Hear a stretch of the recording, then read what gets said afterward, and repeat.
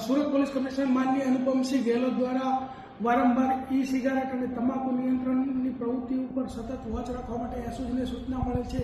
તે અંતર્ગત 10/6/2025ના રોજ ભૂલકા ભવન સ્કૂલ જે છે અડાજણની એની સામેના ભાગમાં મહાન ટેરેસ કોમ્પ્લેક્સ ફ્લેટ નંબર 904ની અંદર એક એવી માહિતી મળી કે ત્યાં ઈ સિગારેટનો બસ મોટો જથ્થો ત્યાં પડ્યો છે. તો તે એસઓજીની ટીમે રેડ કરતા ત્યાંથી 1 કરોડ અને 7 લાખના મુદ્દામાલ જેટલી ઈ સિગરેટ મળે છે.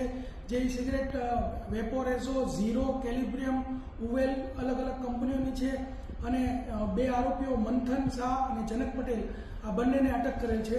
મંથન શાહનો અગાઉ પણ 16 લાખનો ઈ સિગરેટનો કેસ એસઓજી દ્વારા ભૂતકાળમાં પણ કરવામાં આવેલ છે.